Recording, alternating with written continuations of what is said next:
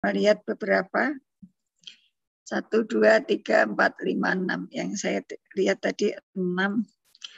Ada yang ingin menyampaikan hasil pekerjaannya? Siapa? Ada enggak? Ada yang mungkin yang siapa yang mau yang jelas kelihatannya memang perlu didiskusikan. Ada yang mungkin ada persepsi atau konsep yang agak salah. Ada kan? Kalau mungkin dari angka-angka bedanya enggak banyak, tapi konsep ada yang salah. Tapi menurut saya bisa jadi karena kurang tahu bagaimana kalian memikirkan penyelesaian soal ini. Jadi saya berharap ada yang menyampaikan begitu. Jadi nanti bisa kita diskusikan bersama. Siapa? Yuk. Boleh Bu, saya Bu. Oh ya, Pak Hartono, silahkan. Mau pakai yang di Google atau mau nayangkan sendiri? Coba saya tayangkan sendiri ya Bu. Oh enggak, boleh. Sebentar. PIP. Tugas 1.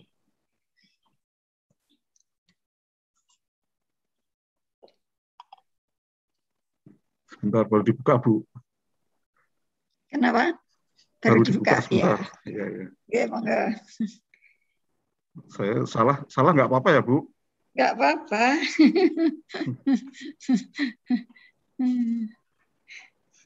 Halo, Assalamualaikum Bapak Ibu sekalian, selamat pagi. Waalaikumsalam. Apakah sudah bisa diterima? Ya, sudah kelihatan, Pak. Ya, dari saya ini kurang gede ya, Bu ya. Saya gedein. Ya, kalau bisa digedekan lebih jelas nanti. Ya. Oh, kegedean. Segini ya, cukup ya? Ya, segini. Ya, cukup. Ya, jadi soalnya seperti ini, saya kopikan aja dari PowerPoint Bu Anis. Nah, terus kemudian ini bahwa kalau reaksi yang terjadi, langsung aja ya Bu ya. Ya, monggo. Reaksi yang terjadi seperti ini, etilen reaksi dengan air atau dihidrasi ya, dengan air akan menjadi etanol atau C2H5OH. Nah, di sini berdasarkan referensi itu ada reaksi samping. Ada reaksi samping bahwasanya etilen dengan air itu akan menghasilkan diethil ether. Begini Bu, reaksinya ya Bu ya. Iya. Terus kemudian saya mengambil basis perhitungan 100 mol outlet per jam. Ya. 100 mol outlet ya, basisnya outlet ya. Ya, outlet Bu. Nah, terus kemudian sehingga laju alir inlet pada outlet sama dengan laju alir inlet pada inlet, karena inlet ya Bu ya. Ya betul. Sehingga di sini diketahui 5,28 mol per jam. Ya. Nah, 5,28 mol per jam ini dari inlet, dari soal ini Bu, 5,28 ini. Ini yang di 5,28 ini yang diketahui ada di inlet atau outlet? Outlet Bu. Oh, outlet ya. Outlet. Betul. Ya kan, aliran produk dengan ini kan aliran produk dengan komposisi etilen. Betul. Ya, jadi yang 5,28 yang di outlet ya. Ya betul Bu. Menurut pemahaman saya seperti itu.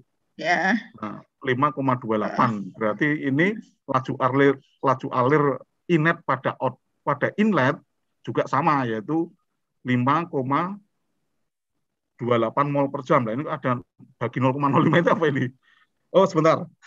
Ya, ya, sebentar. 5% tadi ya? Iya, ya benar Bu. Ya. Yang ini saya baru bacanya yang udah ke bawah tadi.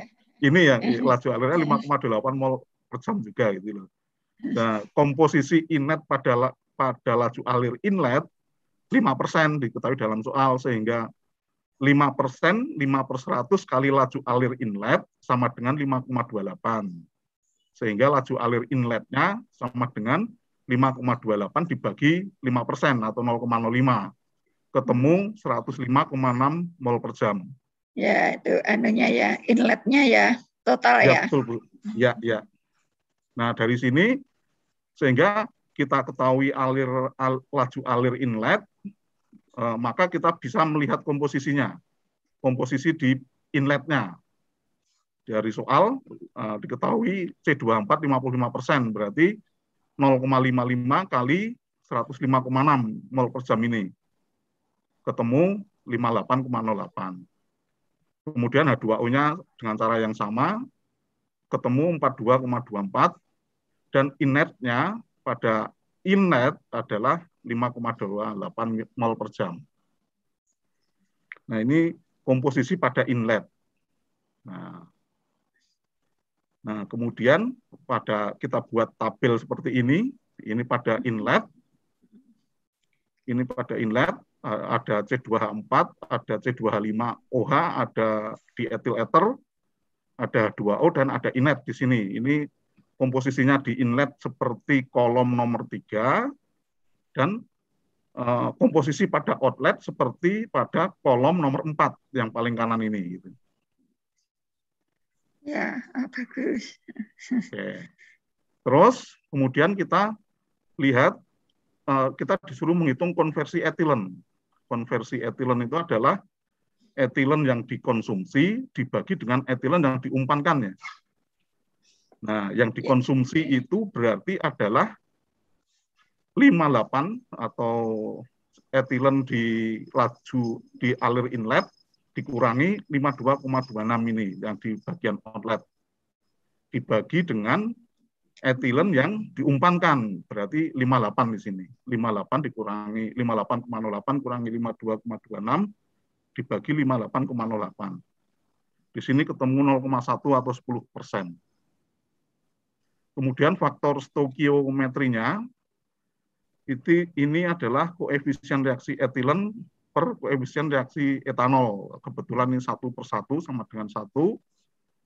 Selektivitas etilennya terhadap etanol, yaitu mol etanol yang terbentuk dibagi mol etilen yang dikonsumsi dikalikan faktor stoikiometri. Nah, mol etanol yang terbentuk adalah ini 5,49 dikurangi 0. 5,49 dikurangi 0, mol etilen yang dikonsumsi adalah ini, yang pertama di baris pertama pada tabel itu. 58,08 dikurangi 52,26 dikalikan faktor stoikiometri 1 sama dengan 0,9433. Terus kemudian selektivitas etilen terhadap diethyl ether. Nah, ini mol diethyl ether yang terbentuk dibagi mol etilen yang dikonsumsi. Mol diethyl ether yang terbentuk kan di tabel ini, diethyl ether yang baris ketiga ini 0,16 dikurangi 0.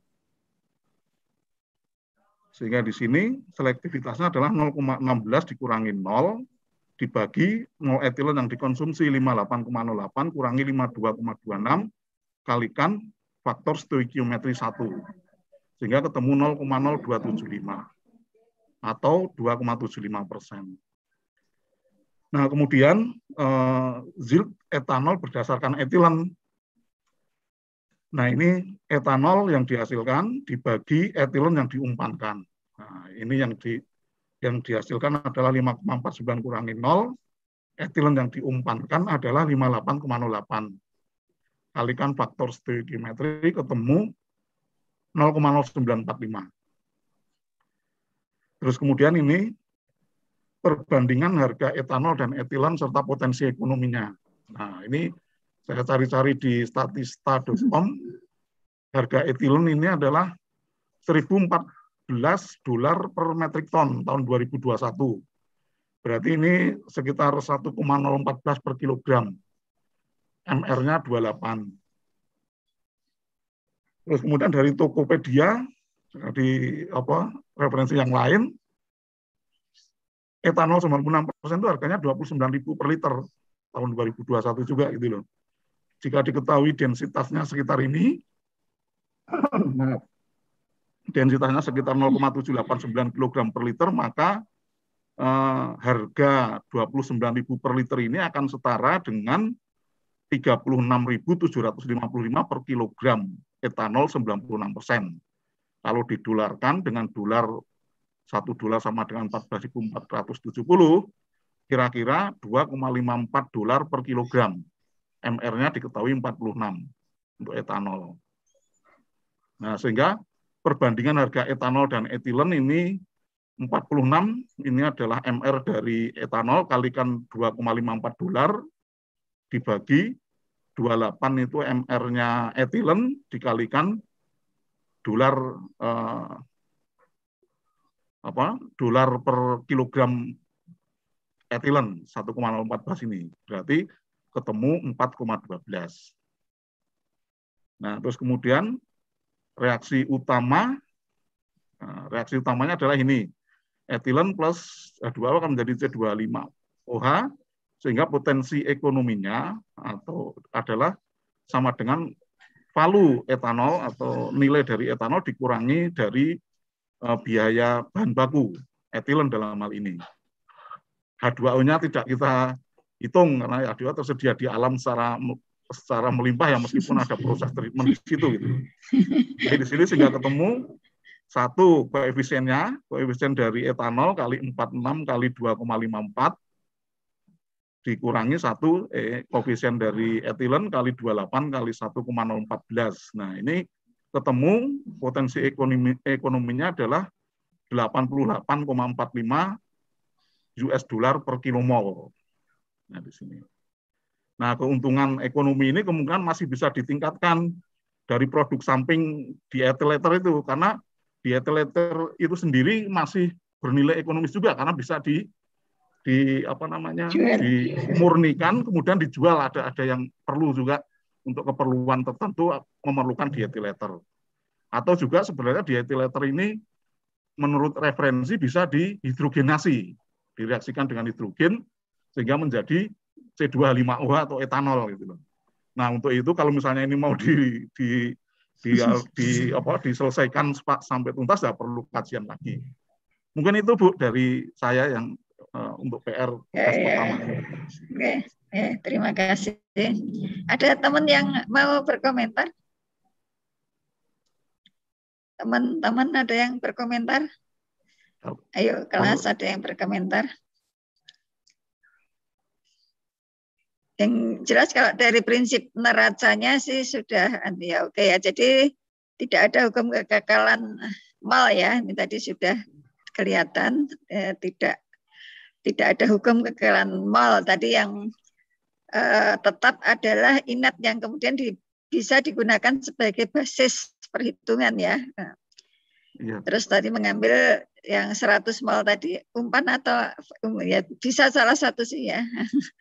Bisa salah satu yang mau dijadikan sebagai basis si produk atau umpan itu boleh. Cuma kalau yang diumpan berarti nanti yang 100 mol adalah umpan, kalau yang di produk yang 100 mol adalah produk begitu. Jadi boleh dibolak-balikkan untuk basis yang 100 mol tadi. Ada yang ingin bertanya enggak ini teman-teman? Kelihatannya kalau yang ini kebetulan ya, kebetulan ini ada yang bertanya? Tidak Bu, tidak. Siapa tadi? Nanda? Oh, tidak, oh ya. Saya dikitanya ya Pak Hartono. Ya, itu tadi kan kebetulan faktor stokiometrinya 1 ya. Faktor stokiometrinya jadi mau ditaruh di bawah dan di atas itu sama saja ketemunya. Iya. Sebenarnya ya tergantung kita mendefinisikan faktor stokiometri itu apa. Itu mungkin yang perlu dipahami ya. Nanti kalau kalian hanya menghafalkan faktor stokiometri ditaruh di atas seperti Pak Hartono tadi, nanti kalau lihat catatan di kuliah kita bisa kebalik angkanya ya. Kalau dilelah faktor stokiometrinya 2, misalnya ada 2, ada 1. Kalau menggunakan catatan kuliah kita yang minggu lalu atau 2 minggu yang lalu itu bisa terbalik aja. Jadi yang penting kalian memahami faktor stokiometri itu apa gitu ya. Kalau ini kan kebetulan faktor enggak ada. Ya, nanti tak cek lagi aja. Ini faktor. Ya. 1 kan. Nah, kalau misalnya pas menemukan kasus yang reaksinya itu koefisiennya 2, produknya koefisiennya 1 gitu kan.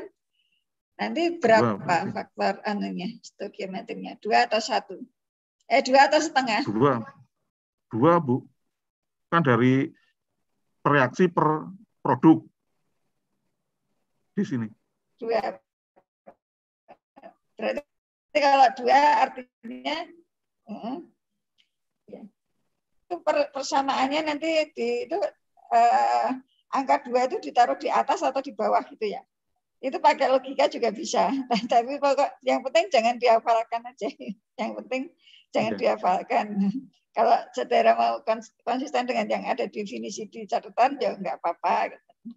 Kalau mau menggunakan logika juga boleh. Enggak masalah sih, cuma karena ini kebetulan 1 gitu mau misalnya faktor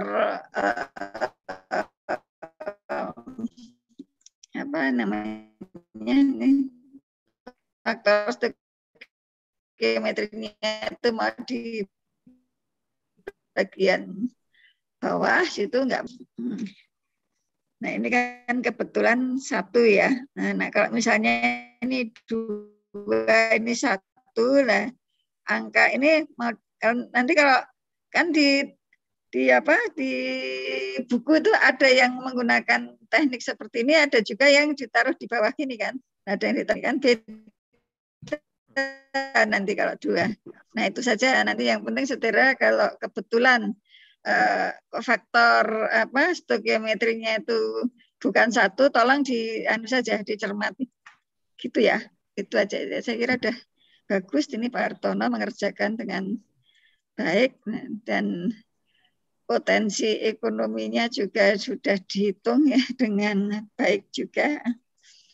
Dan kalau teman-teman yang lain memang ada yang menggunakan basisnya ada yang produk, ada yang reaksi, itu juga enggak masalah. Yang jelas yang perlu saudara pahami dari informasi yang tersedia itu apa yang bisa digunakan sebagai patokan untuk menghitung ya. Kebetulan ini ada komposisi ya, yang diketahui komposisi, terus itu ada inet. Jadi kalau yang inet itu kan tidak ada kan basis di reaksi, mungkin tadi di umpan mungkin tadi 5% ya, berarti nanti 5 itu yang tidak berubah. Kalau yang saudara menggunakan produk berarti 5,28 mol itu yang tidak berubah. Jadi itu saja yang perlu dipahami. Kalau saudara mengambil basis reaksinya itu 100 mol dan nanti produknya, tadi kan Pak Hartono menggunakan basis produknya 100 mol, ketemu umpannya 106-an gitu ya. Ya kan tadi. Nah, kalau saudara mengambil basis perhitungannya 100 mol umpan, produknya kira-kira berapa mol? Kira-kira aja. Kurang dari 100. Kira-kira berapa? Ya, kurang dari 100. Jadi kalau kalian menggunakan basis umpan, nanti yang ada perbedaan di situ nanti. Ya, yang penting saudara pahami aja. Ini menggunakan logika juga boleh. Saudara melihat persamaan yang ada, tapi tolong dicermati. Gitu ya. Sudah nggak ada pertanyaan ya? Saya kira semua sudah mengerjakan dengan baik, tapi memang saya cek ada, kalau nggak salah ada 2 yang atau 3 yang belum mengerjakan. Untuk lain kali saya berharap kan waktunya cukup ya, sebenarnya waktunya cukup, tapi ada yang belum mengerjakan. Saya kurang tahu sebabnya apa. Untuk kedepannya untuk melatih ya, untuk melatih diri ya, membiasakan. Toh kita tidak ada tugas setiap minggu ya. Saya dulu pernah kuliah itu semua dosen setiap minggu ngasih tugas yang mabuk juga ternyata. Makanya juga tuh. Terus saya terapkan di sini, wah kalau semua memberi tugas meskipun hanya 1 atau 2 ya mabuk juga ya. Ya gitu. Ya kita lanjutkan ya, meskipun lanjutan ini kita awali dengan mungkin hanya merangkum saja apa yang sudah kita pelajari sebelumnya, namun harapan saya nanti ada diskusi terkait dengan basis perancangan. Sebentar saya.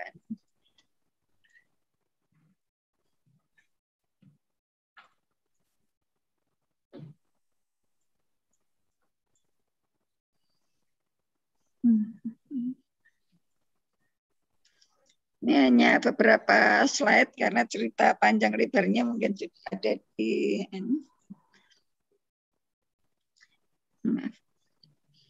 ya, basis rancangan itu awalnya sebenarnya sebelum membuat perancangan konseptual itu diawali dengan tadi ngecek potensi ekonomi ya. Tadi kalian sudah mencoba, minggu lalu juga sudah ya. Dan kalau tadi juga sudah ada neraca ya, meskipun masih sederhana ya untuk satu alat. Nah kemudian setelah itu kita perlu lakukan analisis bahan baku. Ini kenapa? Ini analisis bahan baku ini bukan berarti tidak hanya komposisinya apa gitu ya, tetapi juga ada pertimbangan ini kalau kita menggunakan bahan baku tersebut ketersediaannya tuh bagaimana gitu. Mungkin di bawah sudah ada ya. Ya ini ternyata nanti mungkin saya jelaskan. Tapi secara ringkas ini ada tadi potensi ekonomi. Jadi yang harga jual atau nilai produk itu harus lebih tinggi dari nilai atau apa ya, harga bahan baku. Nah, biasanya orang melanjutkan keputusan untuk merancang secara lebih dalam itu setelah mengetahui kalau perbandingannya itu paling tidak 2,5. Kalau yang tadi dikerjakan Pak Artono tadi kan 4 ya, 4, berapa tadi, sekitar 4 lah. Nah, berarti itu sudah layak untuk dilanjutkan atau sudah wajar lah untuk dilanjutkan. Tapi kalau kelihatan nggak ada bedanya atau 1,5 pun itu karena kan kita belum memperhitungkan berbagai hal. Kelihatannya yang di potensi ekonomi yang tidak ada ceritanya sehingga umumnya akan dilanjutkan itu kalau potensi ekonominya 2,5 kalinya ya. Jadi ini beda ya dengan potensi ekonomi yang beda harga. Tapi kalau ini untuk mengambil keputusan itu lebih ke perbandingan ya, perbandingan antara nilai jual produk dan harga bahan baku. Kemudian setelah dipandang menarik kalau tadi 2,5 ke atas ya, baru dilakukan analisis bahan baku, analisis produk di sini baik produk utama maupun produk samping ya, seperti Pak Hartono tadi ada produk utamanya etanol, tapi ada produk lain yang kemungkinan menarik juga yaitu diethil ether ya. Nah itu dikaji. Nah, kemudian ini perlu dikaji ini kapasitas dan lokasi pabrik. Karena kalau kita belum menentukan kapasitas, kita tidak bisa menghitung kebutuhan ukuran alat teratur terhadap teknologi proses ya pembuatan produk tersebut. Terus ini ya kita tentukan spesifikasi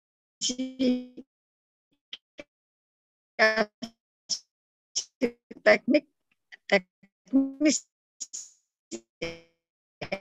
dasar perancangan dan nah biasanya ini diawali dengan pembuatan block flow diagram ya atau diagram alir kotak-kotak itu. Nah, setelah itu kita bisa menemukan ini sebenarnya menemukan lakukan nilai atau evaluasi secara ringkas dulu keekonomian pabrik secara dasar. Tapi meskipun di sini belum sampai menentukan BEP dan sebagainya. Jadi kebutuhan kalau tadi kan potensi awal ini hanya melihat dari bahan baku dan produk. Nah kalau di sini mungkin sudah perlu juga melihat harganya seperti air katakanlah. Air dibuat es ya kan harga bahan bakunya seperti Pak Hartono tadi harga bahan bakunya 0 berarti itu potensi ekonominya atau perbandingannya tidak terhingga kan sebenarnya tidak gitu ya sehingga kita butuh ini melakukan ini keekonomian pabrik secara dasar brief saja. Jadi kalau tadi yang saya berikan contoh sederhana untuk pabrik es itu kan bahan utamanya atau bahan bakunya air, tetapi untuk bisa diperoleh es batu itu kan butuh listrik ya, butuh listrik. Nah itu utilitas kan yang utama, malah biaya utamanya adalah dari utilitasnya. Jadi secara kasar dievaluasi dulu. Nah setelah itu dilakukan kajian institusional ataupun support, ini termasuk ini regulasi. Ya, dalam hal ini juga termasuk peraturan perundang-undangan, misalnya yang terkait dengan limbah, lingkungan, keselamatan, itu juga perlu dikaji ya, karena itu nanti akan berdampak pada bagaimana kita merancang atau menyusun rancangan untuk pabrik atau produk tersebutnya. Jadi ini. Nah, kemudian yang terkait dengan analisis bahan baku dan produk. Nah, bahan baku dan produk itu harus telah ditentukan sebelum pabrik dibangun atau bahkan sebelum pabrik dirancang. Kalau dibangun kan seolah-olah sudah ya, mungkin saya koreksi. Maksudnya sebelum dirancang itu sudah karena kalau tidak ditentukan nanti bisa salah merancangnya ya. Misalnya tadi bahan bakunya apa tadi etilen ya. Bisa jadi etilen itu memiliki campuran berbeda-beda ya. Yang saudara gunakan itu etilen yang seperti apa, karena bisa jadi kalau saudara menggunakan bahan baku yang berbeda itu membutuhkan bagian treatment awal yang berbeda. Persiapan bahan bakunya itu bisa berbeda. Kemudian ini kita juga lakukan analisis komponen, ya, jadi isinya apa saja, dan proyeksi produksi. Ya. Kita memproyeksikan itu produksinya seberapa. Ini dalam ini menggunakan satuan massa produk ataupun satuan massa bahan baku. Kemudian juga perlu dilakukan analisis ketersediaan dan proyeksi ketersediaan bahan baku di masa mendatang. Nah biasanya kalau pabrik kimia itu umurnya atau proyeksinya itu dia bisa beroperasi pada jangka waktu ya 20 tahun sih umumnya 20 tahun. Atau mungkin untuk bahan-bahan atau yang produk kimia yang misalnya dimungkinkan nanti akan segera berubah, ya mungkin proyeksinya 10 tahun. Tapi kalau proyeksinya pendek, itu artinya kan modal tetap yang diinvestasikan itu harus kembali dalam waktu yang pendek, ya. Dalam waktu misalnya 10 tahun, ya berarti modalnya itu bagaimana bisa ditutup dengan proses produksi yang selama 20 tahun atau 10 tahun ini. Kemudian juga dilakukan analisis breakdown konsumsi dan proyeksi konsumsi di masa yang akan datang. Jadi di analisis ini konsumsi di masa datang itu trennya seperti apa, supaya kita tidak rugi membangun pabrik tapi tidak bisa berumur panjang, misalnya karena misalnya bahan bakunya atau produknya itu ternyata dikonsumsinya hanya pendek. Nah, itu juga perlu dianalisis. Kemudian juga perlu dilakukan analisis dasar tentang harga dan proyeksi harga. Nah, ini biasanya kita mencari data, kalau Pak Hartono tadi kan ya membanding, karena ini baru membandingkan nilai produk dan bahan baku, itu hanya satu titik. Nah, tapi untuk melihat sebenarnya kita membangun pabrik itu kan tidak bisa pendek waktunya, ya. Mungkin bisa perlu waktu 2 atau 3 tahun mulai dari tahap prarancangan itu, atau bahkan 5 tahun. Nah, sehingga kita perlu melihat sebenarnya pada saat pabrik itu mulai beroperasi itu harga bahan baku dan harga produk itu seperti apa. Nah, biasanya kita lakukan dengan melihat tren, ya, menggunakan data berapa tahun terakhir, kemudian diproyeksikan pada saat pabrik itu mulai beroperasi. Kemudian juga perlu dipertimbangkan juga proyeksi jumlah pabrik yang dapat dibangun, dan juga mungkin perlu informasi pabrik-pabrik sejenis yang sudah ada. Nah, kemudian terkait dengan kapasitas pabrik.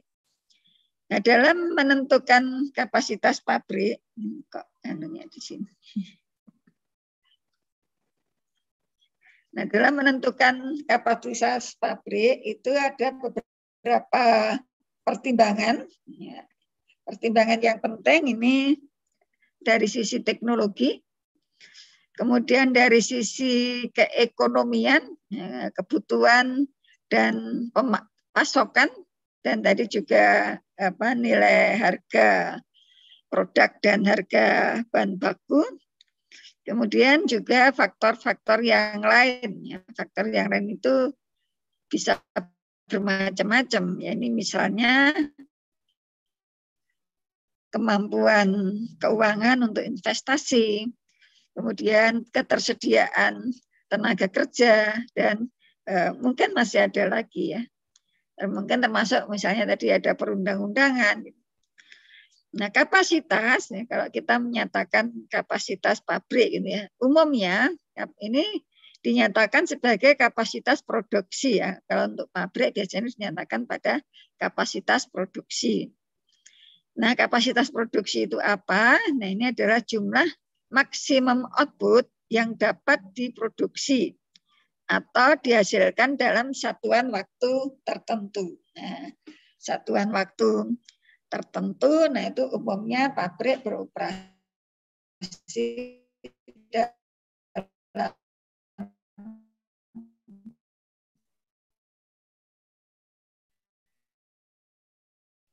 satu hari 24 jam, yang menggunakan pendekatan 8.000, ada yang 7.500 jam per tahunnya.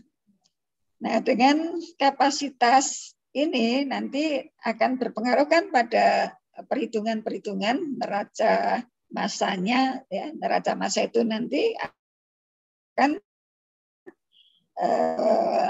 menentukan ukuran alatnya. Kalau yang faktor teknologi nanti ini akan menentukan jenis proses yang dipilih, ya. Jenis proses yang dipilih yang mana, ya.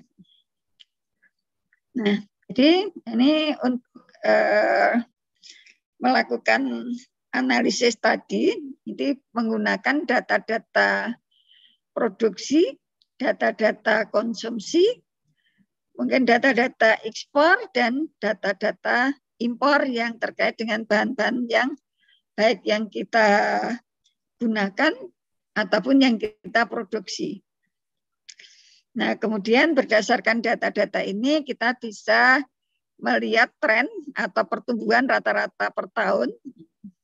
Jadi bisa dibuat grafik, misalnya dari data BPS, misalnya 5 tahun terakhir misalnya, atau dari Kemenperin juga bisa, produksi bioetanol atau etanol. Etanol itu dalam 5 tahun terakhir itu misalnya trennya tahun 2, kalau itu kita buat perancangannya kita buat sekarang ya mungkin mulai tahun 2016 ya, atau 2016 itu produksinya berapa, tahun 2016 berapa. Nah, sehingga nanti kita bisa proyeksikan di tahun pada saat berdiri. Jadi kita bisa buat grafik ya, mungkin ini nanti bisa dibuat grafik, ini misalnya tahun 2016. Ya memang trennya tidak selalu linear gini ya, kadang ada turun juga ya. Kadang ada turun juga. Nah, ini bagaimana kalau naik turun? Nah, ini memang namanya juga prediksi ya, bisa menggunakan pendekatan. Kalau saya punya grafik yang mau dibangun di tahun ini, gitu. Nah, ini kira-kira berapa? Nah, ya ini berdasarkan ini bisa juga kalian misalnya ketemunya apa ini grafik polinomnya. Nah, kalau polinomnya nanti bisa jadi aneh ya datanya. Ya, tapi ini namanya pendekatan ya. Ada juga yang berdasarkan data ini nanti dicocokkan itu dengan grafik yang sesuai dengan data-data yang tersedia, itu grafiknya atau fungsinya seperti apa. Nanti itu terus kita gunakan untuk memprediksi bahwa di tahun misalnya pabriknya akan didirikan di tahun 2027 itu ya, 2027. Nah, itu nanti akan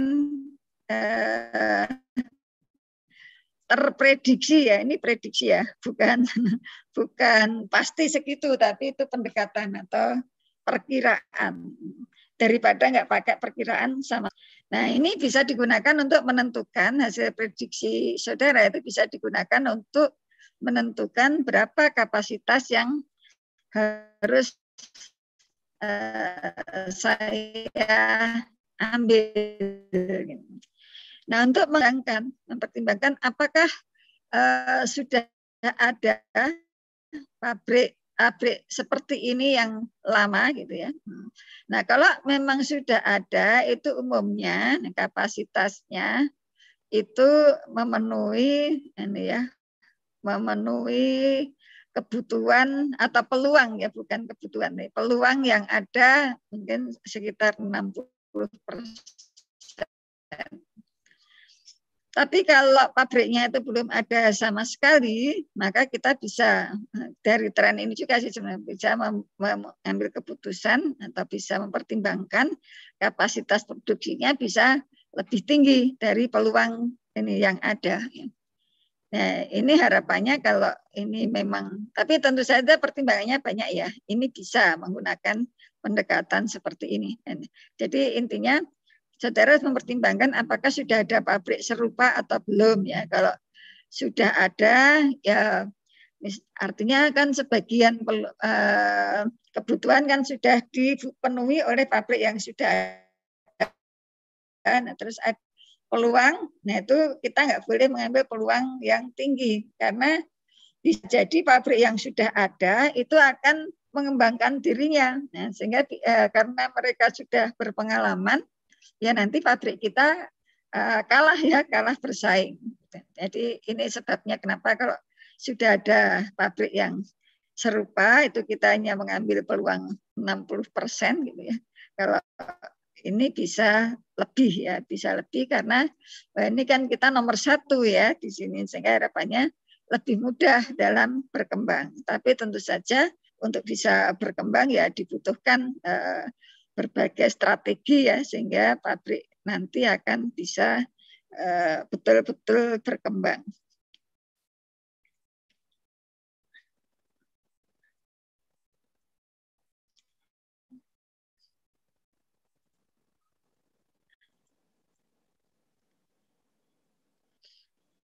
Nah, jadi ini tadi juga kok ya. Tadi macet.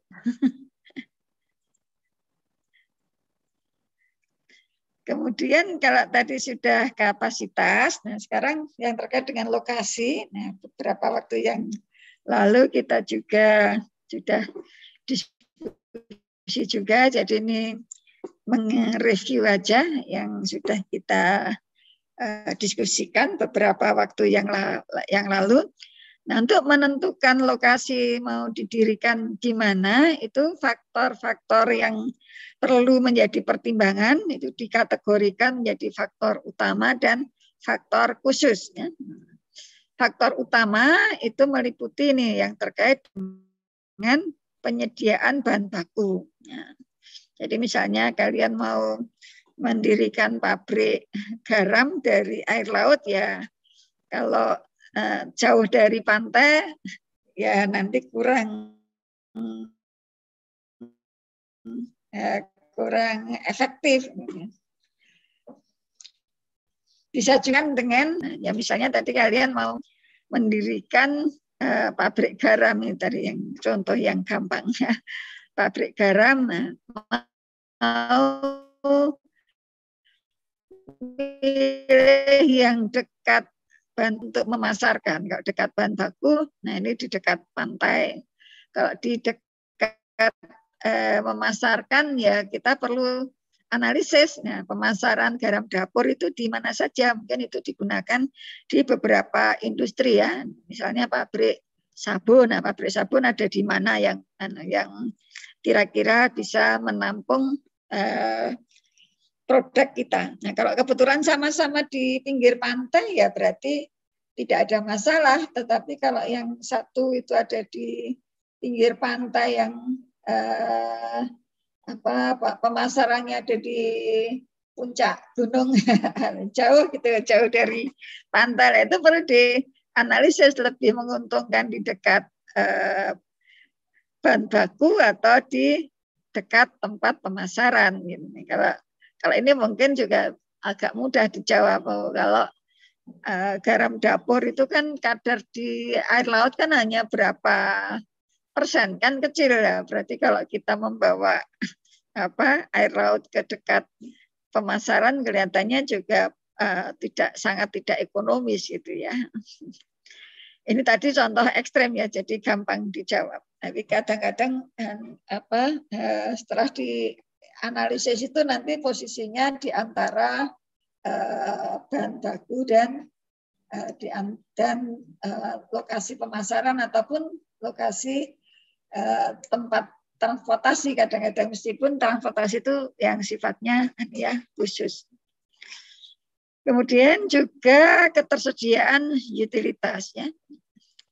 Utilitas itu ada bahan bakar, listrik, ya, air. Gitu.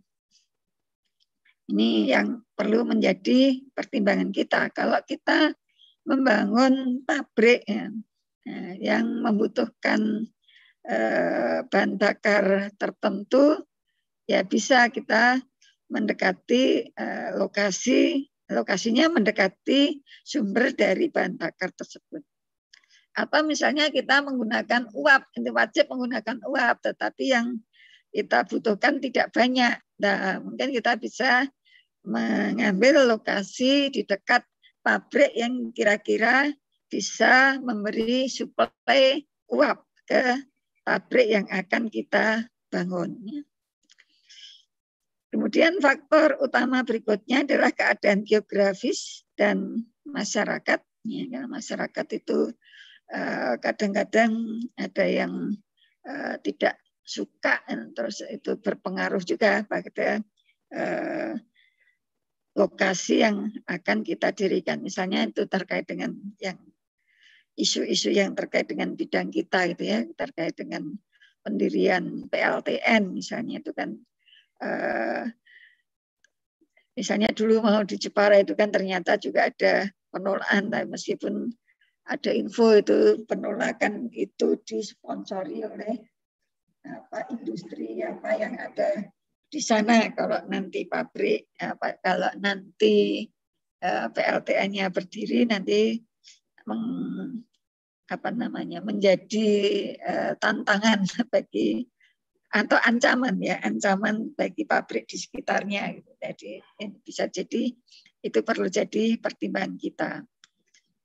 Terus keadaan geografis ini juga termasuk itu cuaca, atau misalnya kalau kita banyak menggunakan pendingin air, nah itu mungkin keadaan geografis yang terkait dengan air itu perlu dijadikan pertimbangan yang utama.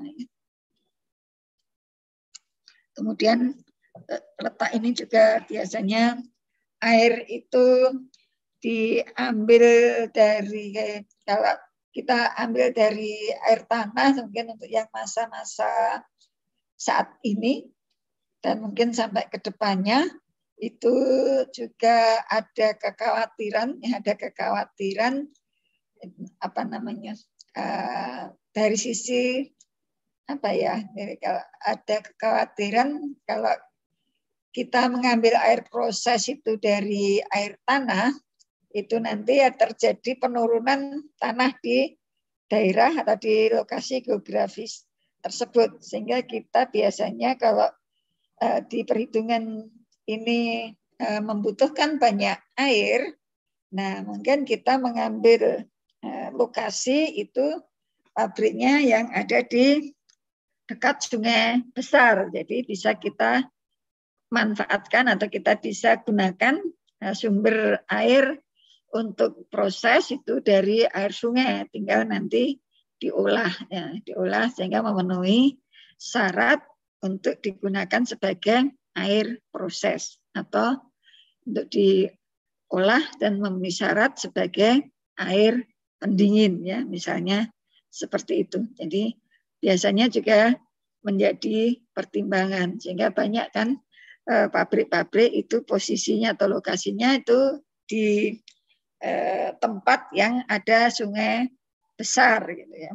Itu mungkin yang perlu diperhatikan. Atau kalau memang pabrik kita bisa mengolah air laut dengan proses misalnya desalinasi atau apa, nah bisa jadi air proses itu diambilkan dari air laut sehingga posisi atau lokasi pabrik bisa dekat dengan pantai ya. Nah itu mungkin juga menguntungkan juga dekat dengan pantai itu, misalnya di dekat pelabuhan, dan nanti untuk transportasinya akan relatif lebih mudah. Jadi sekaligus memperhatikan faktor khususnya. Jadi ini bisa diintegrasikan ya. Kemudian faktor-faktor yang khusus ini transportasi, terutama transportasi untuk mensuplai bahan baku atau bahan ataupun memasarkan produknya. Karena pabrik yang besar, produknya biasanya ya tidak digunakan di lokasi itu saja, tetapi bisa sangat luas, bahkan ya, untuk diekspor ke luar negeri. Nah, kalau memang kita membangun pabrik itu untuk memenuhi peluang pasar luar negeri, ya mungkin lokasinya perlu dipertimbangkan lebih jauh. Nanti transportasi untuk membawa produk ke luar itu dengan cara apa? Nah itu sehingga mungkin mau di dekat pelabuhan atau mau di mana yang sesuai. Kemudian faktor khusus berikutnya adalah ketersediaan tenaga kerja. Jadi misalnya kita membangun pabrik di lokasi yang tenaga kerja sesuai kualifikasi itu masih sangat sedikit, nah berarti kita perlu mempertimbangkan nanti tenaga kerja yang akan mengoperasikan pabrik itu diambil dari luar. Nah kalau diambil dari luar lokasi atau luar daerah, nah mungkin ada kebutuhan khusus, ya, ada kebutuhan khusus, misalnya ini harus ada mes, harus ada rumah dan sebagainya. Kemudian ini mungkin tenaga kerja juga dilihat dari kebutuhan SDM yang ada, ya, atau yang dibutuhkan. Misalnya untuk pabrik ini membutuhkan SDM 300. Nah, 300 itu kualifikasinya seperti apa, kondisinya seperti apa. Nah, kalau itu misalnya di Indonesia, di Jawa misalnya, yang misalnya banyak tenaga kerja yang beragama Islam, bisa jadi pada saat mendesain pabrik itu berarti perlu mempertimbangkan misalnya adanya tempat untuk ibadah, ya itu dipengaruhi oleh faktor khusus seperti ini. Tadi kan perlu kita identifikasi, ya. Kemudian bagaimana dengan buangan pabrik, ya, atau pembuangan limbahnya nanti mau dikemanakan, ya, mau dikemanakan, apa mau diolah atau bagaimana? Ini sebenarnya serupa, ya, buangan pabrik dengan pembuangan limbah saya kira serupa, ya. Atau kadang-kadang limbahnya itu bisa diolah menghasilkan produk baru, atau bisa juga ini ada limbah tetapi limbahnya ini bisa dimanfaatkan sebagai bahan bakar. Nah, berarti itu mungkin bisa dikembalikan ke furnace misalnya, sehingga bisa mengurangi kebutuhan bahan bakar dan limbah yang harus dibuang pun menjadi lebih sedikit. Kemudian ini, lokasi karakteristiknya itu kadang-kadang atau sering tidak sama, ya. Ada elevasinya gitu, ada yang datar. Nah, itu juga merupakan faktor khusus, ya. Jadi kalau kita menggambarkan tata letak itu kalau memang sudah diketahui lokasinya di mana, itu alangkah baiknya juga ditinjau karakteristik lokasinya seperti apa, sehingga misalnya ini bisa dimanfaatkan ini karena ada elevasi, dan nanti bisa dimanfaatkan. Atau sungainya kebetulan ada, misalnya sungainya ada di bawah, nantinya curam gitu, ya. Karakteristiknya seperti itu, padahal kita menggunakan air proses itu berasal dari sungai, lah. Berarti nanti harus dijadikan sebagai pertimbangan sistem pemipaan dari air yang berasal dari sungai ke tempat air itu akan diolah atau digunakan itu seperti apa. Nah, itu merupakan pertimbangan khususnya. Kemudian ini peraturan perundang-undangan yang terkait. Nah, peraturan perundangan bisa berbeda-beda untuk pabrik yang satu dan pabrik yang lain. Mungkin nanti perlu tidak hanya mungkin, ya, wajib diidentifikasi peraturan-peraturan apa yang terkait dengan pabrik atau industri kita ini, atau mungkin instalasi proses ini, apa saja peraturan perundang-undangan yang perlu dipenuhi. Kemudian technological overview ya. Aspek teknologi ya.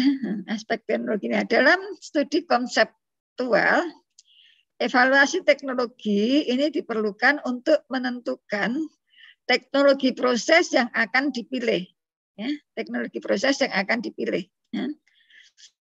Nah, tujuan dilakukan evaluasi adalah kita akan mengetahui peta teknologi untuk proses yang akan dibangun. Mungkin banyak alternatif proses ya yang bisa dijadikan sebagai bahan pertimbangan. Nah, itu nanti terus dipilih. Kemudian mengetahui metode pengolahan, termasuk di dalamnya kalau ada problem ya, dan teknik penyelesaiannya seperti apa. Kemudian juga perlu belajar dari proses-proses yang telah ada untuk dikembangkan lebih lanjut sesuai dengan kondisi yang ada atau kondisi pabrik yang akan dibangun itu seperti apa.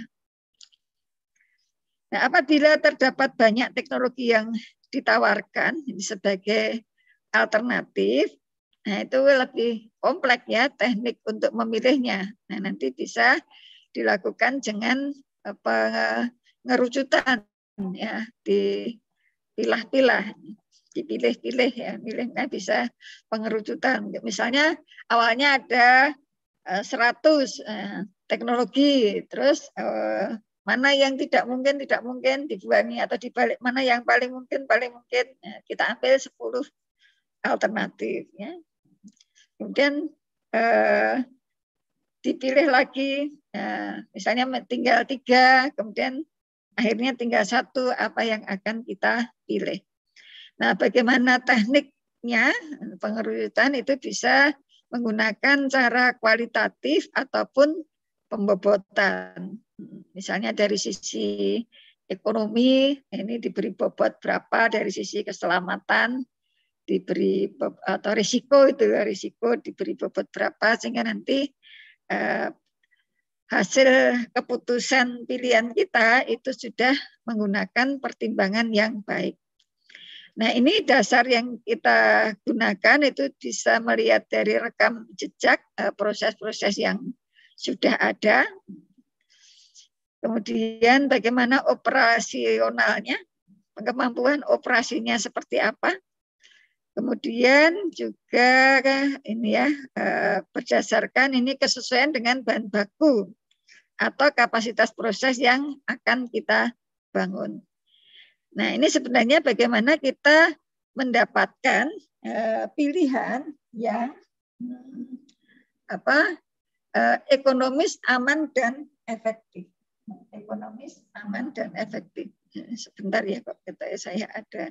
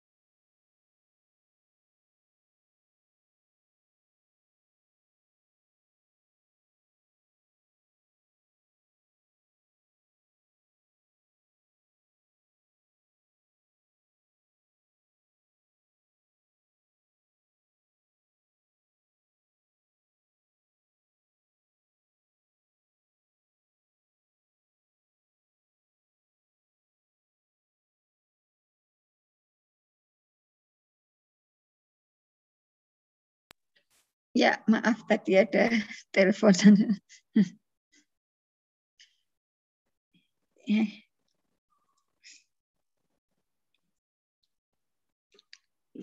Ya, jadi pemilihan tadi itu harapannya bisa menghasilkan alternatif yang efektif, ekonomis itu bisa ini ya, efisien gitu ya, ekonomis bisa menghasilkan keuntungan yang tinggi, dan ini memperhatikan faktor ini keamanan, ini termasuk keselamatan ya, dan pelestarian lingkungan dimasukkan di sini. Jadi pada dasarnya kita memilih berbagai alternatif. Jadi misalnya tadi mau diberi bobot, mungkin bisa dibobot berdasarkan keekonomiannya, berdasarkan bagaimana pengendalian aspek keselamatan, bagaimana aspek keamanannya, bagaimana aspek lingkungannya. Kemudian efektif ya, tujuan dari pendirian pabrik itu diharapkan bisa tercapai. Nah, kemudian terkait dengan spesifikasi teknis.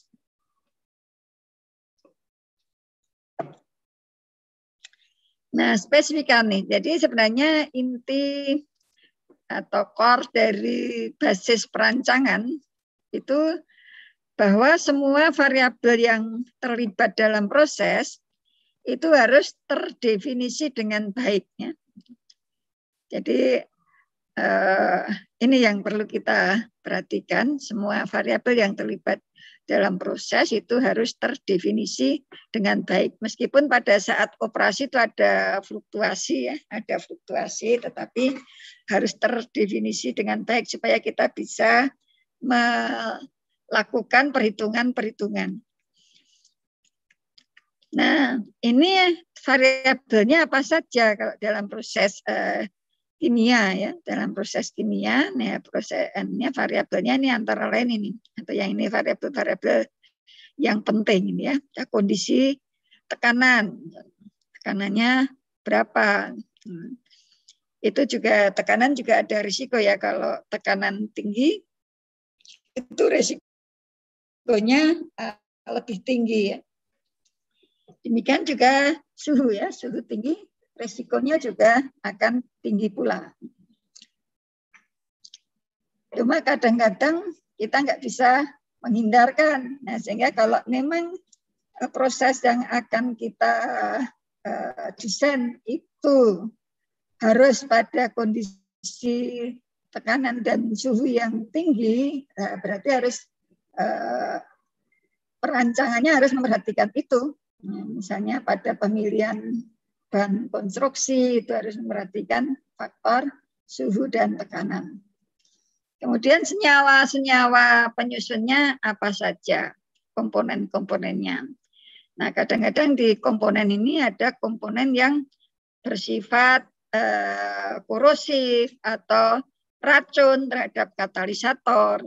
Nah, kalau ada komponen bahan baku ternyata mengandung komponen yang bersifat racun sebagai katalisator, maka pada saat awal sebelum proses ke reaktor itu bahan atau komponen racun tadi sebaiknya dipisahkan dulu ya, baru dimasukkan ke reaktor. Jadi dengan mengetahui komponen tentu saja dan sifat-sifatnya kita bisa menentukan pemilihan proses itu seperti apa ya. Jadi di bagian depan atau pre-treatment itu apa saja yang harus dilakukan dari komponen-komponen yang ada. Atau di situ terdapat komponen-komponen itu yang komposisinya signifikan, itu sangat tidak dikehendaki berada dalam produk. Tidak dikehendaki atau sangat mengganggu kalau nanti terikut dalam produk. Nah, itu juga sebaiknya dipisahkan sejak awal. Nah, misalnya ini kalau di pas kuliah apa itu ya, analisis sistem ya, saya kan sempat bertanya itu mengapa proses pemurnian di pengolahan yellow cake untuk menjadi UO2 itu proses pemurniannya di awal itu ya. Nah, itu karena di yellow cake itu terdapat pengotor-pengotor yang sangat tidak dikehendaki ada di dalam produk ya, sehingga kita pisahkan di bagian awal. Nah, memang tidak ada batasan yang dimasuk komposisinya atau persentasenya signifikan mengganggu itu seberapa, itu memang tidak ada batas nilainya, misalnya harus 10% atau 1%, nah, itu tidak ada ya, sehingga kita ya perlu sesuaikan. Nah, kalau misalnya yang tadi terkait dengan pabrik UO2 tadi, ya mungkin sebenarnya kadarnya juga nggak tinggi-tinggi amat, tetapi jumlah komponen yang mengganggu itu banyak, yang mengganggu itu banyak, sehingga kalau kita bisa memungut uraniumnya saja, ada pengotornya, biar kita ambil semua meskipun jadi satu pengotor semua, itu kan relatif lebih menguntungkan daripada dia ikut terbawa di dalam proses terus baru kita murnikan di belakang, ya. Bisa juga tadi misalnya kan itu mengandung komponen yang sangat berbahaya, ya, yang mengandung komponen sangat berbahaya, itu juga diharapkan mengelola komponen atasnya berbahaya itu tidak berkepanjangan atau tidak panjang-panjang, sehingga kalau ada kesempatan cepat-cepatnya untuk mengambil atau memisahkan, nah itu perlu dilakukan di situ. Jadi dari spesifikasi nanti akan berpengaruh pada proses-prosesnya. Kemudian dan juga laju alir. Kalau laju alir ini tentu saja dipengaruhi oleh tadi kapasitas. Ya. Kemudian spesifikasi teknis berikutnya ini yang kalau ini tadi lebih ke fisik ya, yang ini adalah reaksi, ini lebih ke kimia, ini juga harus terdefinisi dengan baik, ya, termasuk tadi ada yield, kemudian ada hasil samping, itu juga harus kita definisikan. Jadi tadi kalau pas yang di soal tadi kan pabrik etanol ya, dari etilen itu hasil sampingnya di etil ether, nah itu terdefinisi dengan baik. Nah jika perlu ya, jika memang diperlukan informasi terkait dengan selektivitas. Kemudian untuk bisa merancang reaktor kimia itu juga perlu informasi terkait dengan persamaan kecepatan reaksi, ya. Nah, persamaan kecepatan reaksi yang bisa digunakan untuk merancang reaktor. Dan mungkin yang perlu saya sampaikan di sini juga, misalnya kita menemukan persamaan kecepatan reaksi yang berasal dari eksperimen menggunakan reaktor batch.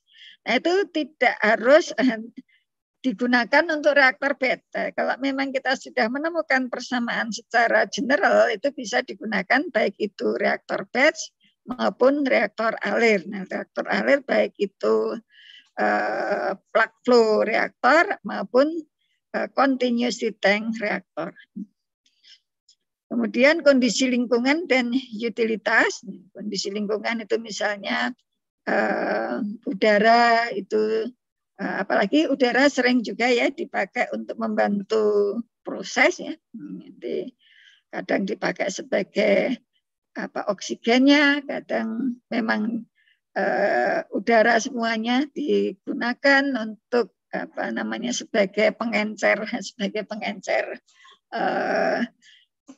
agar misalnya panas yang ditimbulkan itu bisa diserap oleh material-material itu sehingga suhunya lebih mudah dikendalikan. Nah, itu kan ada hubungannya dengan berapa suhu rata-rata udara yang ada di sekitarnya.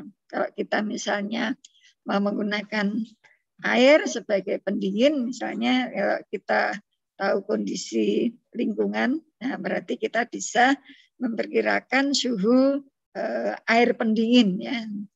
Nah, biasanya kalau di Indonesia kalau suhu air pendingin itu ya masuk pada 35 derajat Celcius, nanti keluar pada suhu 45 derajat Celcius. Nah, ini sering saya sampaikan baik di kuliah ini maupun kuliah misalnya analisis sistem ini, karena kadang-kadang berdasarkan neraca panas itu, maka kalau air pendingin masuk itu berapa 35 misalnya, maka nanti air yang keluar setelah digunakan untuk mendinginkan misalnya 70. Nah, sementara bahan yang didinginkan tadi suhunya tidak sampai 7 atau 70 pas gitu ya. Itu kan tidak realistis ya. Nah, itu yang perlu kita perhatikan. Kemudian asumsi-asumsi lainnya, misalnya waktu operasi pabrik, misalnya 330 hari per tahun atau 300 hari per tahun atau berapa jam per tahun. Ini yang belum ketulis, ini yang pemilihan proses atau batch atau alir, ini sebenarnya juga termasuk apa yang perlu kita pertimbangkan.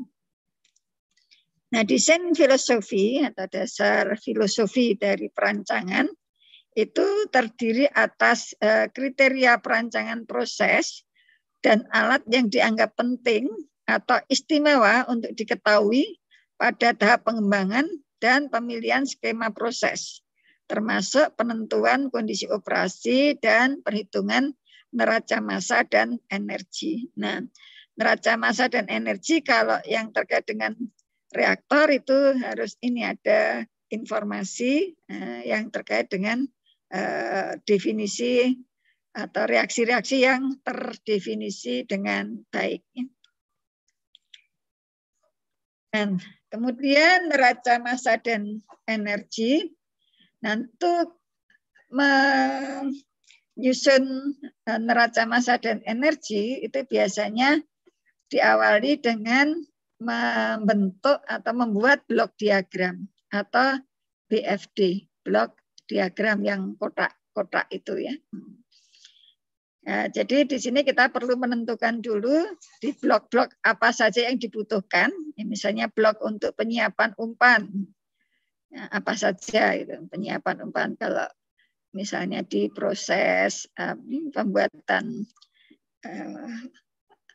UO2 dari yellow cake, penyimpanan umpan, misalnya itu ada proses penyiapan umpan ke kalsinasi gitu ya. Nah, itu berarti itu butuh misalnya bagian pengendapan gitu ya. Pengendapan, kemudian ada pengeringan, drying, baru bisa dimasukkan ke unit kalsinasi. Kemudian setelah itu sebenarnya unit kalsinasi itu juga menyiapkan untuk unit reduksi yang mengubah UO3 menjadi UO2. Kalau dirunut ke depan lagi, kalau kita menggunakan bahan baku yellow cake misalnya, ya di sini di blok penyiapan itu ada size reduction misalnya. Size reduction dan mungkin ada proses pelarutan dan sebagainya. Kemudian setelah itu apakah perlu ada unit pemurnian ya. Nah, kalau yang UO3 dari yellow cake ini mungkin pemurniannya sudah dilakukan di bagian depan ya. Nah, sebelum masuk ke kiln itu sudah dimurnikan ya. Atau paling tidak dikurangi pengotornya karena setelah kita identifikasi memang itu lebih baik dilakukan di depan. Tapi kalau yang pabrik yang Pak Hartono buat tadi, pabrik etanol dari etilen di situ ada 2O, tadi targetnya etanol 96% ya.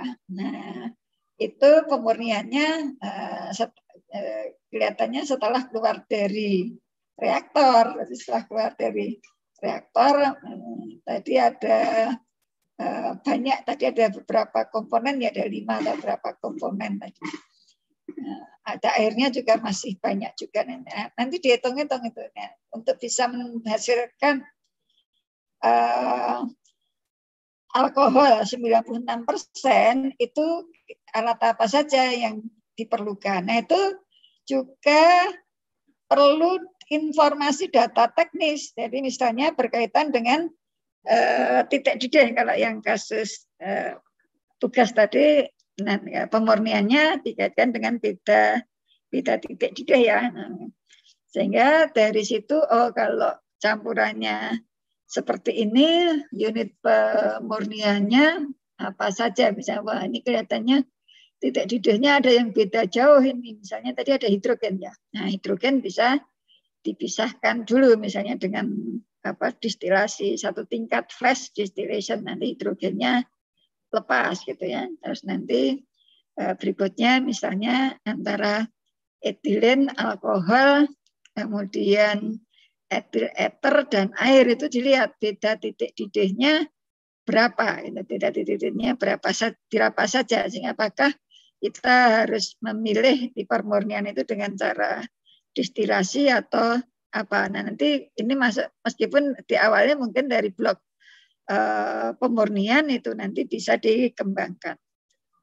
Ini tentu saja kita bisa mengembangkan itu berdasarkan sumber-sumber informasi.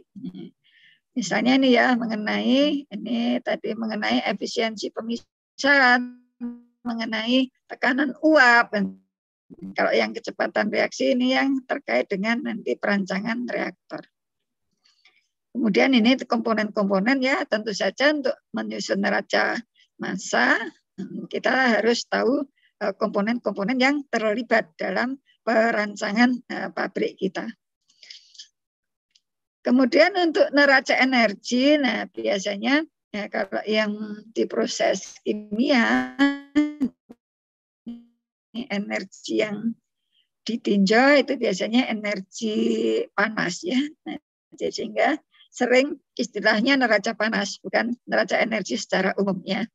Tapi yang perlu saudara ingat kalau itu melibatkan fluida itu neraca energi tidak hanya panas saja ya, tetapi bagaimana transportasinya itu ya, misalnya pompa-pompanya, ya, apalagi tadi mengambil air yang airnya dari sungai, sungainya ada elevasi yang tinggi dari sungai ke atas lokasi yang akan kita bangun, nah itu juga perlu diperhitungkan. Jadi itu neraca energi ya.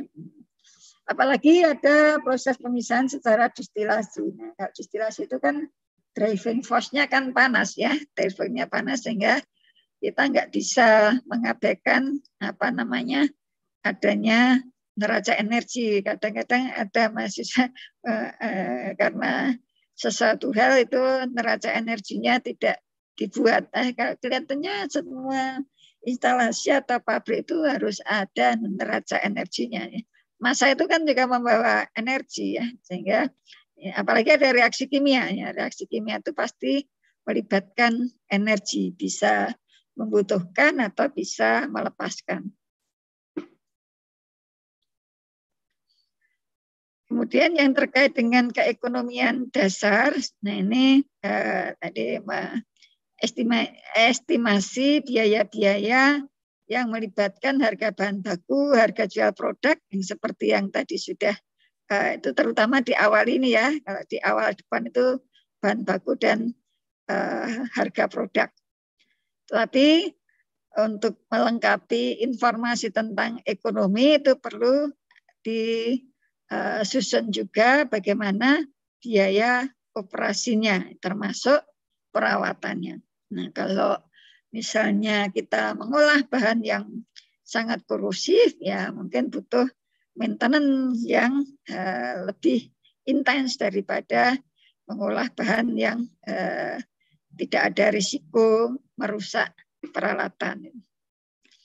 Dan ini merupakan perhitungan awal atau perhitungan dasar apakah rancangan pabrik ini akan menghasilkan keuntungan yang layak untuk dikembangkan atau tidak. Kemudian ini kajian institusional atau termasuk ini regulasi. Nah ini cukup penting ya, menjadi latar belakang atau mengapa didirikannya suatu pabrik ini terkait dengan regulasi dari institusi-institusi, terutama institusi pemerintah, dan saja organisasi masyarakat sekitar ya, dalam mendukung proses desain yang akan dirancang. Nah, analisis atau kajian peraturan yang mendukung proses yang akan dibangun itu bisa dilakukan dengan mengidentifikasi peraturan-peraturan yang terkait dengan produk atau proses kita itu apa saja. Jadi ini termasuk bagaimana terkait dengan pengolahan limbah, lingkungan, misalnya kadar COD, supaya bisa, kan kadang peraturannya agak berbeda ya di daerah yang satu dengan daerah yang lain. Nah, kita perlu dilakukan identifikasi. Kemudian bagaimana dengan pembatasan, misalnya konsentrasi SOX atau NOx dalam gas buang. Nah, ini bisa disajikan dalam bentuk diagram yang baik gitu ya. Nah, ini ada anjuran atau contoh itu bisa dilakukan agar kita bisa melihat hubungan antara atau peraturan atau regulasi yang ada. Nah, ini contoh saja ya. Ini contoh untuk misalnya kita mau membangun atau merancang pabrik bioetanol ya, misalnya. Nah, kita identifikasi untuk kajian institusional dan regulasi ini bisa kita lakukan kajian, kemudian nanti disusun dalam bentuk diagram seperti ini. Nah, untuk mempermudah kita melihat hubungan antara regulasi satu dengan regulasi yang lain. Ya. Kemudian bagaimana pengaruhnya terhadap pabrik yang akan kita bangun. Nah, misalnya tadi pabrik bioetanol, nah kita tahu bioetanol itu digunakan sebagai bahan bakar ya misalnya. Nah, digunakan sebagai bahan bakar nabati ya misalnya. Sehingga bahan bakar itu kan energi ya. Nah, ini kalau pabriknya di Indonesia ini bisa kita pelajari regulasi-regulasi yang terkait ya, diawali dari regulasi yang paling tinggi. Nah, kalau di Indonesia ya bisa lah kalau mulai dari UUD nanti apa yang ada di bawahnya. Tapi kalau ini dimulai dari undang-undang terkait energi, yaitu tahun 2007. Nah, ini kita identifikasi. Mungkin kita bisa melihat dari sini ada pasal yang mengatur tentang energi. Kemudian bagaimana dengan kebijakan energi nasional. Perpres nomor 5 tahun 2006 itu kalau enggak salah itu yang terkait dengan energi mix gitu ya. Itu ada enggak yang relevan dengan bioetanol? Atau ini akan mendukung kebijakan energi yang sudah ditetapkan. Kemudian ini kalau ini kok masih RPP ya, tentang energi terbarukan. Apakah bioetanol termasuk energi terbarukan? Kelihatannya ya karena sumber pembuatan bioetanol itu biasanya dari tumbuh-tumbuhan, tumbuh-tumbuhan yang bisa terbarukan, sekarang dipanen, nanti bisa ditanam lagi, terus dan seterusnya besok dipanen lagi begitu. Kemudian bagaimana peraturan yang lain, misalnya kita cari semua, kita cari ya sedapat mungkin semaksimum mungkin. Misalnya ini terkait dengan pengembangan dan konservasi energi terbarukan, kemudian pelaksanaan kegiatan energi terbarukan, kemudian pembangunan pusat listrik yang berbasis tenaga terbarukan.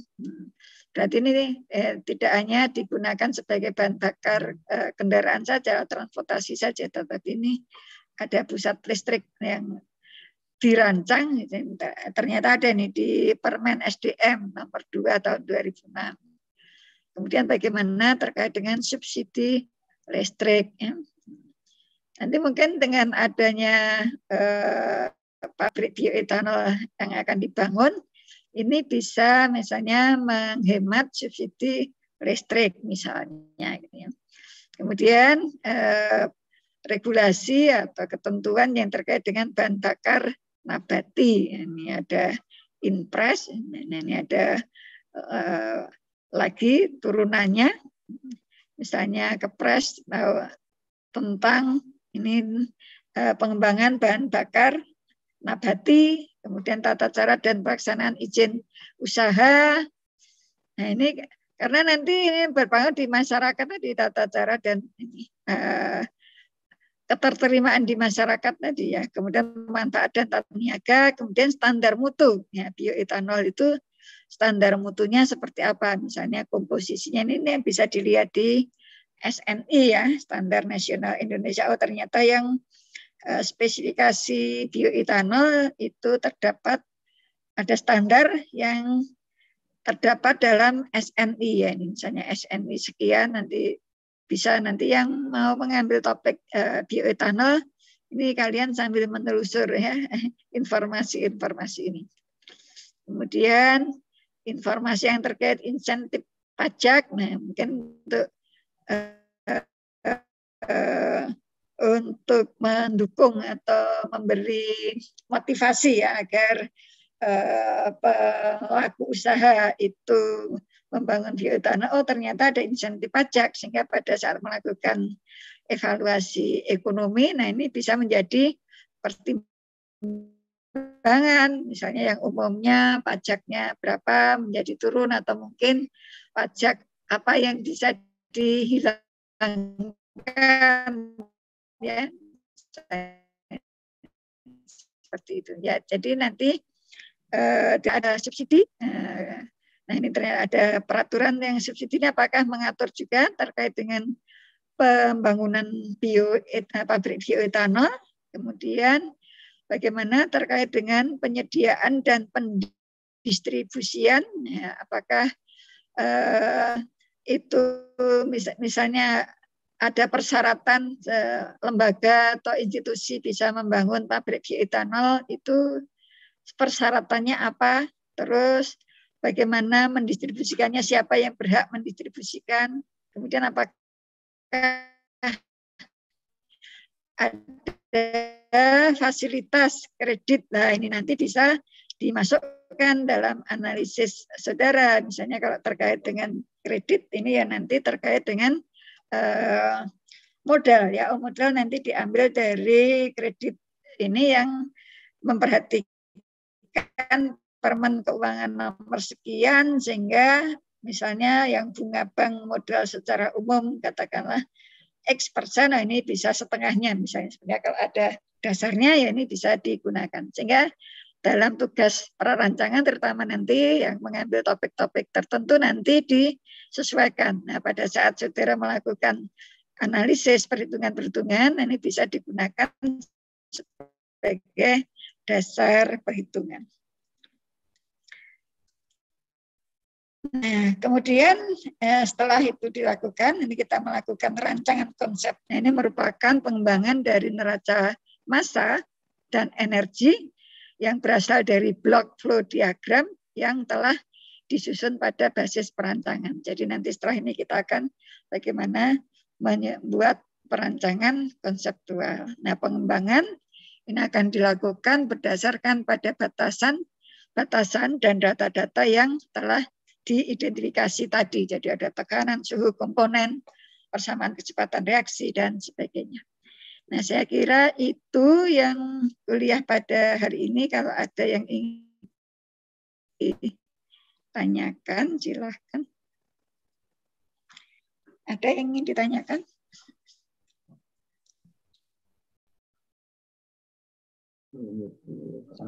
Nah, kalau tidak ada, adakah? Nggak ada. Kalau nggak ada nanti mungkin pada saat ya. Iya Bu. Oke, silahkan. Kalau ini Bu terkait dengan apa namanya kelayakan ekonomi ya Bu ya. Kelayakan ekonomi itu kan tentu saja ya apa namanya dari investasi awal sampai kemudian tercapai BEP itu kan perlu waktu ya. Iya. Nah itu kira-kira ada patokan nggak Bu kalau yang misalnya waktunya itu yang ya tentunya semakin cepat semakin baik ya. Iya. Tapi kira-kira ada patokan nggak kira-kira ya dari waktu itu ternyata ini tidak layak secara ekonomi atau ini layak atau sangat layak secara ekonomi gitu loh. Ada sih Pak, kalau nggak salah di buku Peter ada ya. Kalau nggak Oh, iya. salah kalau BEP itu sekitar 60%, kalau 40-60%, kalau BEP kalau waktu itu kan PO time ya. PO time itu mungkin paling lama 4 atau 5 tahun gitu. Untuk pabrik yang akan beroperasi selama 20 tahun. Saya lupa sih angkanya, tetapi ada seingat saya untuk yang PO time itu sekitar 4 tahunan. Kalau yang BEP itu antara 40 sampai 60%. Kalau BEP itu kan berapa sih batasan produksi dibandingkan dengan kapasitas tadi kan produk maksimumnya kan. Nah, itu nanti ada sih. Ada ROI-nya misalnya nanti dibandingkan dengan bunga bank. Misalnya seperti itu. Nah, kalau misalnya kita membangun pabrik yang ternyata tadi banyak insentifnya, ada insentif pajak, ada insentif distribusi, ada insentif misalnya kredit, itu nanti kan dari sisi perhitungan ekonomi akan memberi keuntungan, sehingga mungkin dari PO time-nya menjadi lebih pendek. Kemudian BEP-nya juga kecil gitu ya. Terus apanya? Jadi seperti itu. Makanya kita perlu identifikasi. Ada pendekatan-pendekatan. Gimana? Iya, berarti insentif itu apa namanya mestinya perhitungan dalam analisis ekonomi ya Bu ya, kalau insentif itu ya. Kalau ada insentif nanti bisa dimasukkan biasanya insentif kan terkait pajak. Cuma kadang-kadang kalau saya melihat laporan-laporan itu biasanya ambil aja itu persen, kan di buku Peter atau di buku Aris Newton itu kan ada kalau pajak antara sekian sampai sekian persen. Nah itu sih boleh-boleh aja, cuma jadi kita kurang unik memperhatikan sebenarnya kita mau bangun pabrik apa, di sini ada fasilitas atau kendala apa, itu kurang diperhatikan gitu aja. Ada sebenarnya kan ada di buku-buku itu, di buku Peter ataupun buku Aris Newton itu kan sudah ada misalnya pajak sekian. Cuma terus diambil gitu aja, pokoknya ada di ring itu, terus tidak memperhatikan ini sebenarnya kalau pabrik yang menggunakan akan menghasilkan produk yang sangat dibutuhkan oleh negara, ini ada insentif itu kadang-kadang nggak diperhatikan. Kalau diperhatikan kan itu menjadi artinya kita tuh komprehensif mempertimbangkannya, untuk berlatih mempertimbangkan berbagai hal yang terkait gitu Pak. Ya. Kalau mungkin ini sedikit kalian ya Bu ya, kalau untuk pengolahan limbah berarti nggak akan profit ya itu ya Bu ya. Nggak ada, tetapi mungkin tetap dilakukan evaluasi ekonomi untuk memperkirakan biaya pengolahannya berapa ya. Biaya pengolahannya. Jadi nanti kan itu nanti akan membebani kan. Membebani, kamu nanti bisa dihitung mungkin dengan kalau itu jadi kebalikan kalau kita mau menganalisis ekonomi kelayaan pabrik yang memproduksi barang, mungkin kita mengambil perkiraan BEP dulu. Nah, kalau dengan perkiraan BEP nanti akan diketahui, ini biaya pengolahannya sekian rupiah per liter misalnya. Itu yang muncul biaya nanti, biaya pengolahan. Karena kan produknya produk yang bukan dijual, ya.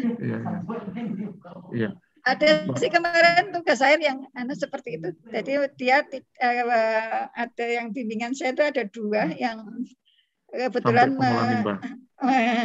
topiknya pengolahan limbah, karena tahun-tahun kemarin itu kan nggak bisa ngelab kan. Nah, akhirnya membuat rancangan unit pengolahan limbah itu malah 3 ya. Ada Rian sama Ferry dan satu lagi itu Jamil itu yaitu outputnya itu nanti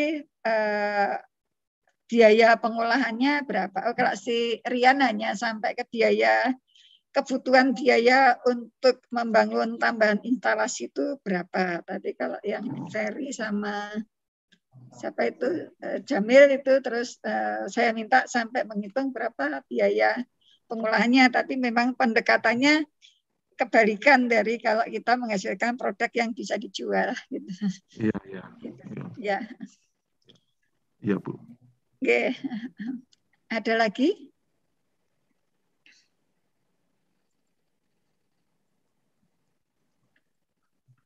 Nggak ada ya? Ya. Kalau nggak ada, gitu, kuliah hari ini kita akhiri. Insya Allah nanti materinya saya masukkan di Google Kelas. Ya meskipun ada yang agak ngulang-ulangi yang kemarin. Kadang-kadang kalau nggak diulang-ulang itu terus lupa. Ya mudah-mudahan ada manfaatnya. Kalau ada kurang-kurangnya saya mohon maaf. Insya Allah kita ketemu lagi pekan depan. Billahi taufiq wal hidayah. Wassalamualaikum warahmatullahi wabarakatuh. Waalaikumsalam Waalaikumsalam warahmatullahi wabarakatuh. Matur nuwun Ibu. Oke, Terima kasih, Bu. sami-sami.